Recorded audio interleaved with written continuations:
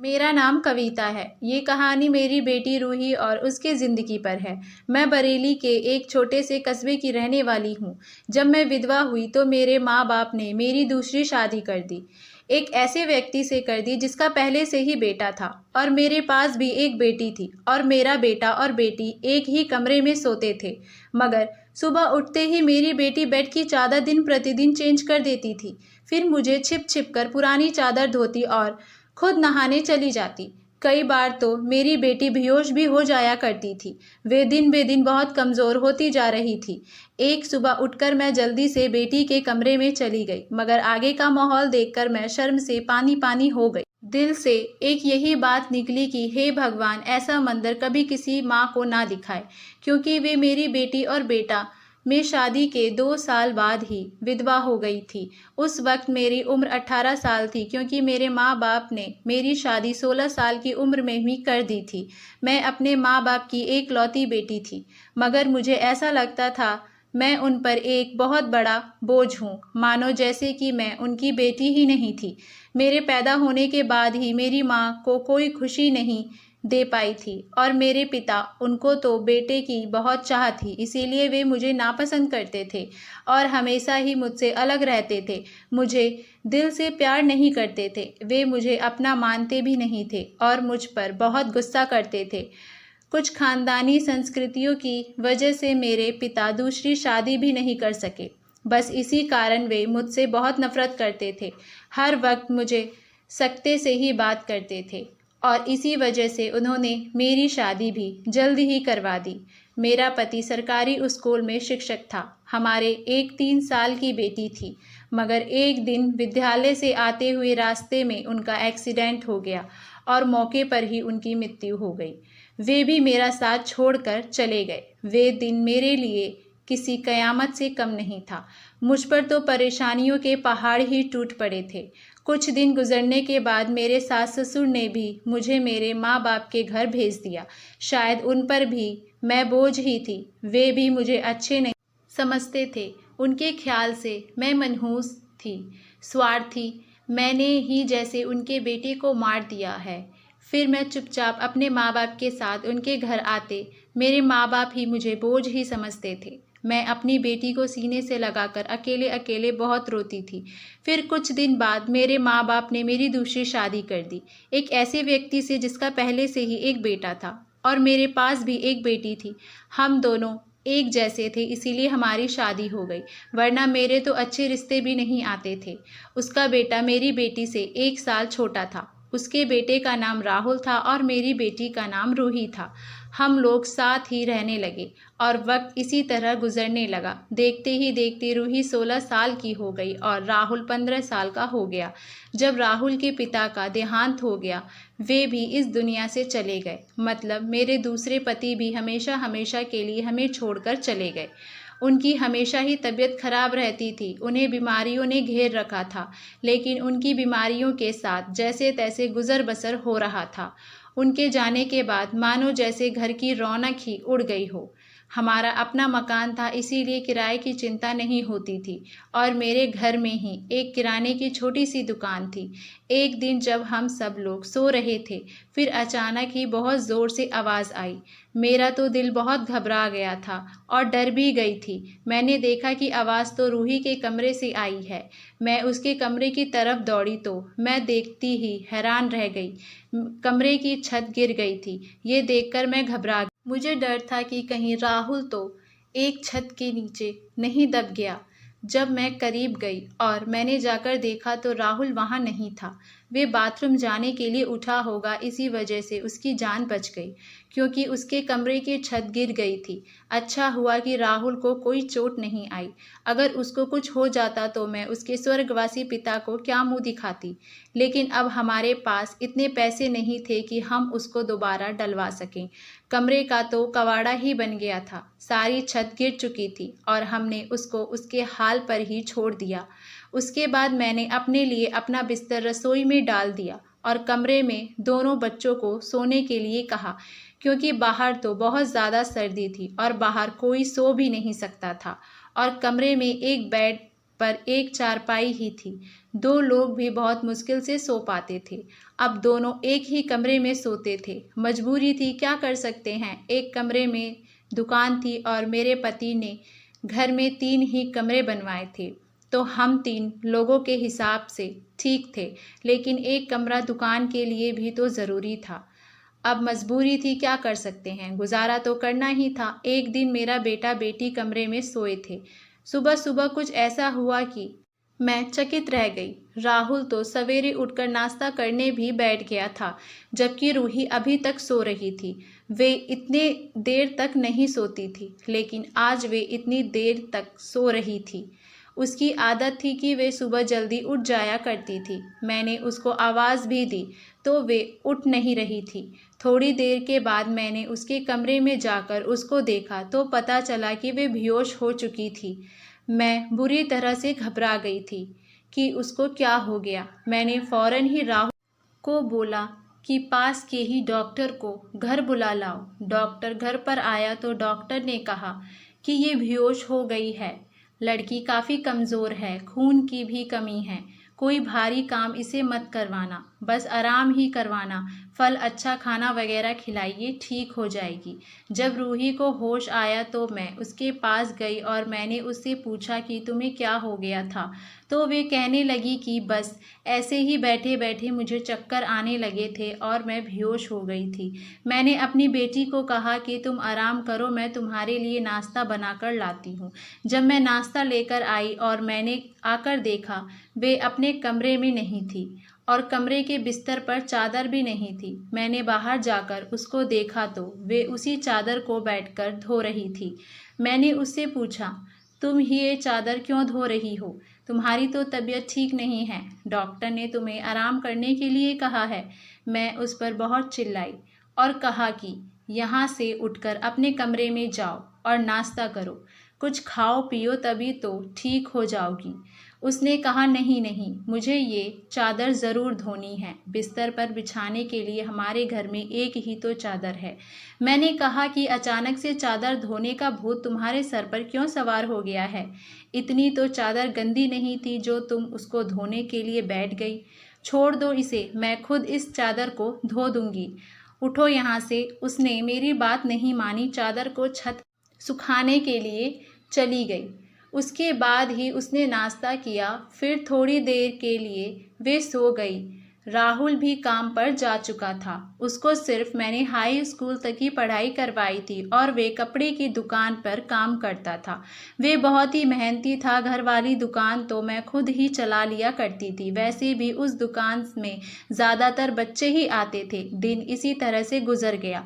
उस दिन राहुल ने मुझसे कहा, आज मैं खाना खाकर आया हूँ। वे देर से आया था और रूही भी पहले से ही कमरे में सो चुकी थी। वे भी जाकर कमरे में सो गया। मैंने भी रसोई में अपनी चारपाई डाल रखी थी। जगह बदलने की वजह से मुझे नींद नहीं आ रही थी। मैं अपने पति को याद कर रही थी। दूसरे पति मेरा बहुत अच्छा था, मेरा बहुत ख्याल रखता था। उसने कभी भी मुझे पहली शादी का ताना नहीं दिया था और मेरी बेटी को वे हमेशा अपनी ही बेटी समझता था। और मैंने भी राहुल को कभी नहीं बताया था वे मेरा सौतेला बेटा है। उसने भी मुझे अपनी माँ के हिस्से का प्यार ले लिया था। वे मुझे सगी माँ से भी ज़्यादा प्यार करता था और मेरा कहना भी मानता था। वे घर में अकेला ही मर्द था। वे हमारा एकलौता ही सहारा था, वरना हम औरतें कहाँ जाती। काम भी अच्छे तरीके से कर रहा था। मैंने उसे कहा भी था कि वे आगे की पढ़ाई प्राइवेट पर ले ले, क्योंकि अगर उसके पास कोई अच्छी डिग्री होगी तो नौकरी भी अच्छी मिल जाएगी। वे मेरी बात मान लेता था। सुबह सुबह फिर से कुछ ऐसा हुआ कि मैं हैरान रह गई। रूही फिर से बेहोश हो चुकी थी और इस बार तो उसकी शक्ल देखकर लग रहा था जैसे उसके जिस्म का सारा खून ही खिंच गया हो। तभी से वे ऐसा कर रही थी और बेहोश भी तभी से हो रही थी। राहुल उसके लिए था तो सौतेला भाई, लेकिन बचपन से दोनों एक साथ ही पले बड़े थे। उन दोनों में तो सगे भाई बहनों जैसा मोहब्बत थी। फिर ऐसा क्या हो रहा था? मेरी बेटी की तबीयत दिन वे दिन क्यों खराब होती जा रही थी? मैं रोती और सोचती रहती कि ये सब कुछ क्या हो रहा है। एक औरत कमज़ोर तब होती है जब वे बच्चा पैदा करती है, तो उसके अंदर बिल्कुल भी ताकत नहीं रहती। लेकिन जवान लड़कियां यूं बेहोश होने लगे, ये तो कोई नॉर्मल बात नहीं थी। दूसरे ही दिन उसने चादर धोकर छत पर सुखाई। वे आसपास भी उसे ही देख रही थी कि जैसे मैंने उसे देखा तो नहीं। मैं रसोई की खिड़की से ये सब कुछ देख रही थी। मैंने भी उसको ऐसा एहसास नहीं होने दिया कि जैसे मैं उसको ही देख रही हूँ। लेकिन मेरी बेटी क्या कर रही थी? वे फिर से बिस्तर पर आकर लेट गई और उसने अपने ऊपर वाली चादर को ओढ़ लिया कि मुझे कुछ पता ना चले नीचे वाली चादर है या नहीं। ये मुझे नहीं पता था। मैंने उसको नाश्ता करवाया और दवाई दी। दुकान अच्छी नहीं चल रही थी। हमारी दुकान पर कोई बड़ा ग्राहक नहीं आता था। सिर्फ बच्चे ही गोलियां और टॉफ़ियां लेने आते थे।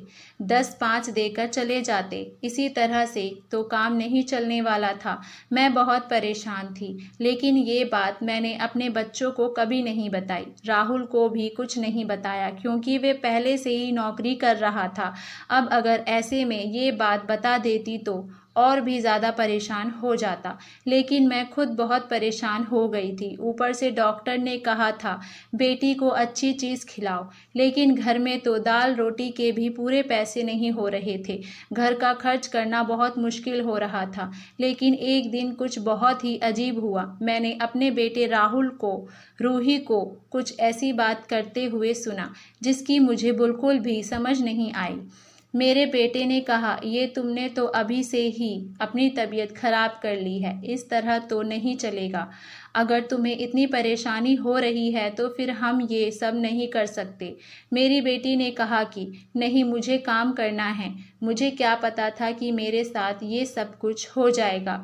मुझे तो पता ही नहीं था कि मेरे अंदर इतनी भी ताकत नहीं है। मेरे बेटे ने कहा कि अब तो तुम्हें पता है ना, मैं तुम्हारी ज़िंदगी को दांव पर नहीं लगा सकता। तो मेरी बेटी का कहना था कि नहीं, सिर्फ 2-4 हफ्ते की बात है, उसके बाद ये मौका नहीं मिलेगा। ये सब क्या हो रहा था? मुझे कुछ समझ नहीं आ रहा था। ये दोनों क्या बातें कर रहे थे? एक दिन तो मैंने कुछ ऐसा देखा जिसको देखकर मैं दंग रह गई। सुबह सुबह ही मेरी बेटी ने चादर को फिर से धोकर छत पर सुखा दिया और वे खड़ी होकर उल्टी कर रही थी। मैंने कहा कि क्या हो गया है तुम्हें? वे घबरा गई और कहने लगी कि अचानक से मेरा दिल खराब हो गया। मैंने कहा, क्या मतलब है इस बात का कि खराब हो गया?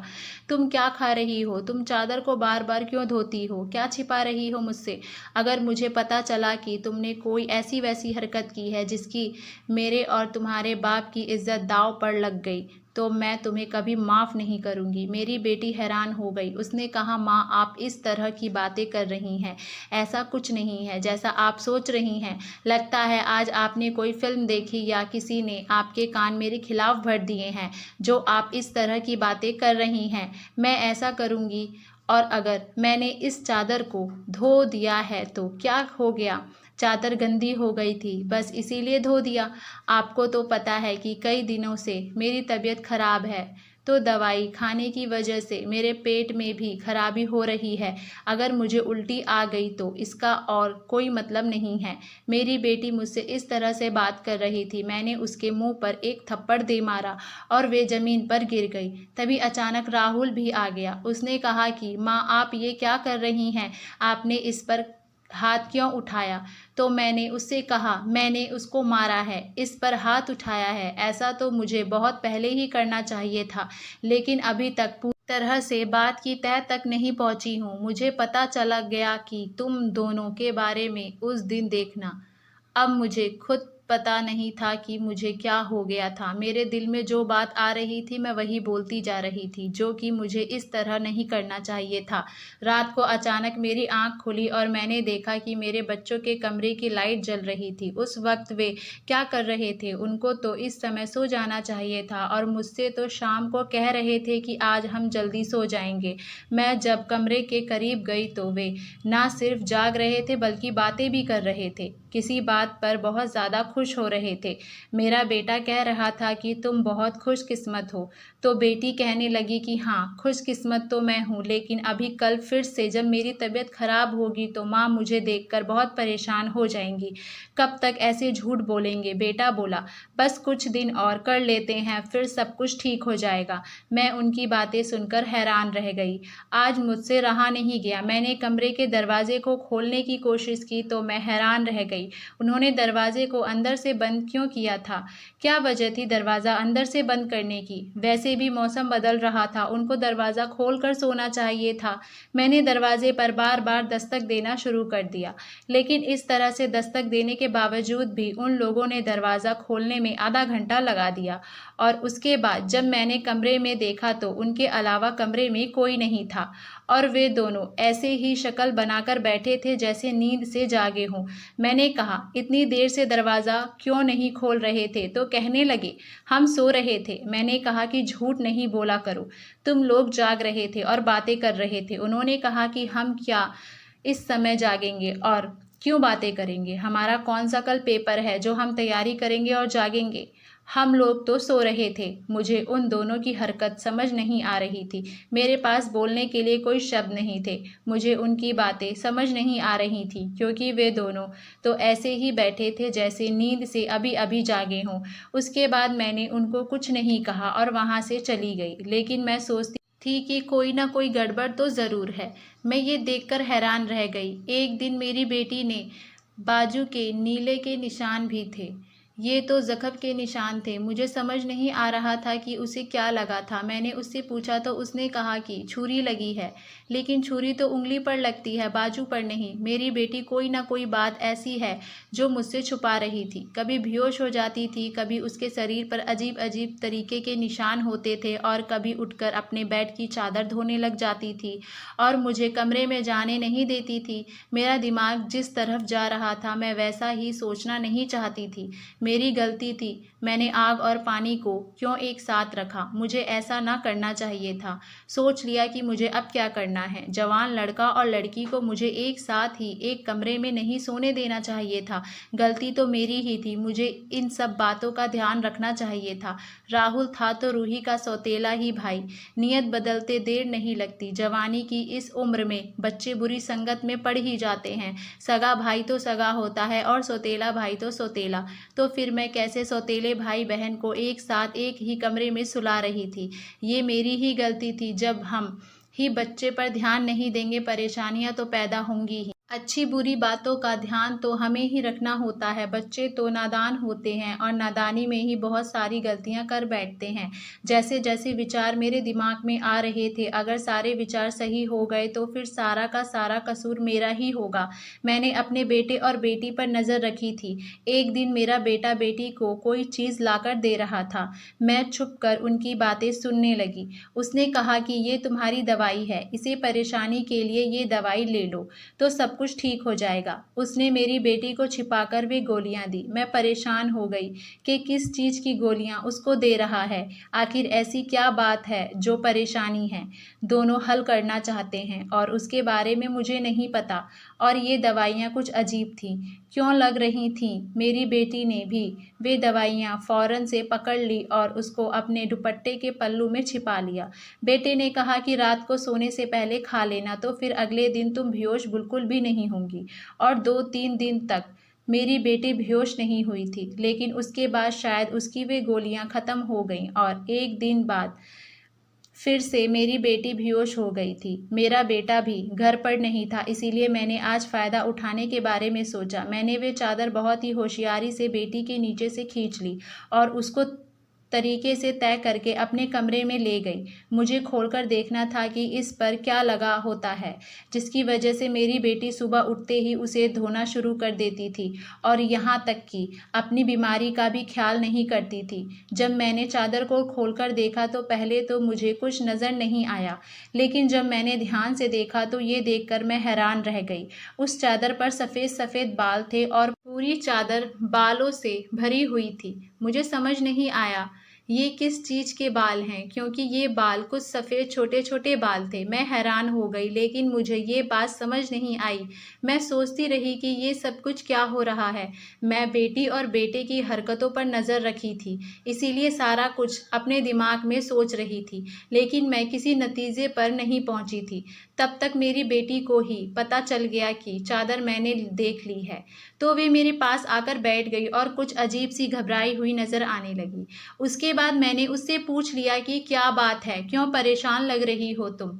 उसने कहा कि माँ, वे चादर कहाँ हैं। तो मैंने उससे कहा कि वे तो मैंने धोकर डाल दी है। ये कहकर वे मेरे पास है जाने लगी तो मैंने उसका हाथ पकड़ लिया, उसे रोक लिया और मैंने कहा कि मैं सब कुछ देख चुकी हूँ। उस चादर पर जो भी लगा हुआ, मुझे बता दो ये सब कुछ क्या है।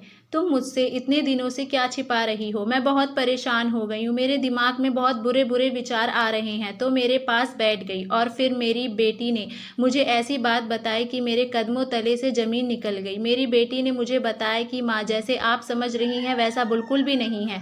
दरअसल हमने देख लिया था कि घर के हालत अच्छे नहीं चल रहे हैं, घर की दुकान भी नहीं चल रही है और भैया अभी कुछ खास पैसा नहीं कमा रहे थे, लेकिन हमें ऐसा कुछ काम नहीं मिल रहा था जो हम लोग कर पाते। भैया के दोस्त ने उसको एक काम दिया।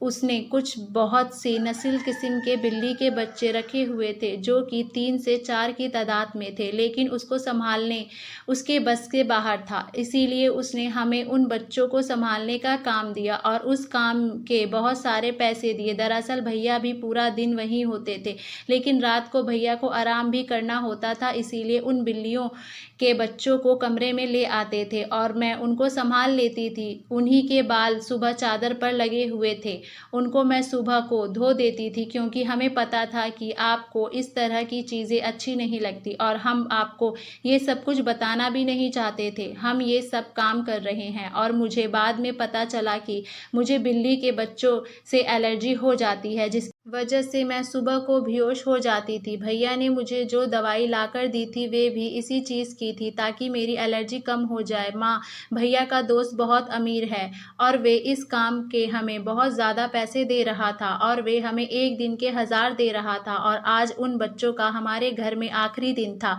क्योंकि अब उन्हें लेकर दूसरे शहर चला गया और हमने इतने पैसे कमा लिए हैं कि हम उस कमरे की छत भी डलवा सकते हैं और घर का कुछ राशन भी ला सकते हैं। हमें पता है कि आपको पालतू जानवर पसंद नहीं है, इसीलिए हमने आपको ये बात नहीं बताई थी, लेकिन आपने तो ना जाने हमारे बारे में क्या क्या सोच लिया, हम पर इतना शक किया।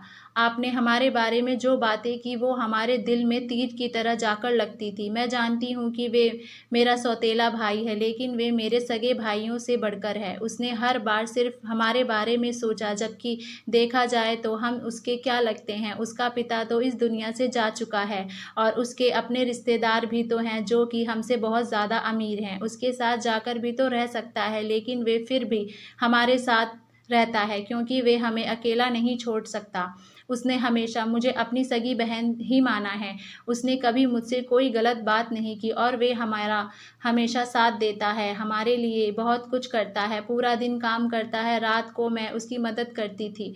वे कहता भी था कि रात में भी वे सब कुछ कर लेगा। दिन भर तो वे बेचारा मेहनत करता था, इसीलिए मैंने उसे कहा कि रात को तुम आराम किया करो, बच्चों को मैं देख लूँगी। इसीलिए मैं उसकी मदद कर रही थी। मुझे ये सब सुनकर बहुत ही ज़्यादा बुरा लगा और मुझे खुद पर बहुत गुस्सा आ रहा था। मैंने अपने बच्चों के बारे में क्या क्या सोचा। मैं अपने बच्चों के बारे में जितना गलत सोच रही थी, मेरे बच्चे उससे भी कई गुना ज़्यादा अच्छे थे।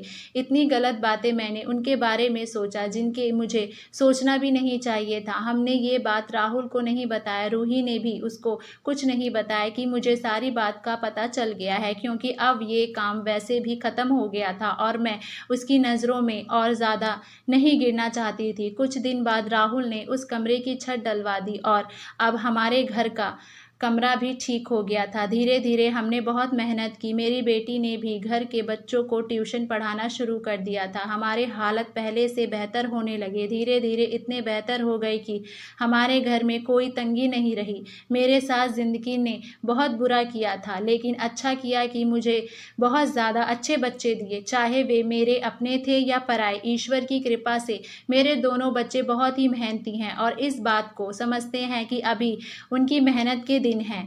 हाथ पर हाथ रखने नहीं बैठ सकते, क्योंकि उसके सर पर पिता का साया नहीं था और मैं भी कुछ खास नहीं कर सकती थी। इस बात का उनको एहसास था और ये एक बहुत बड़ी बात है। ईश्वर की कृपा है कि अब सब कुछ ठीक हो गया। ऊपर वाले का लाख लाख शुक्र हुआ। जैसे मैं सोच रही थी वैसा कुछ नहीं हुआ, लेकिन ऐसा हो सकता था। अगर ऐसा होता तो मैं कहाँ जाती। मेरे बच्चे बहुत समझदार हैं और उनके दिल में कोई ऐसी बात नहीं है। उम्मीद करती हूँ आप सभी लोगों को हमारी ये कहानी बेहद पसंद आई होगी।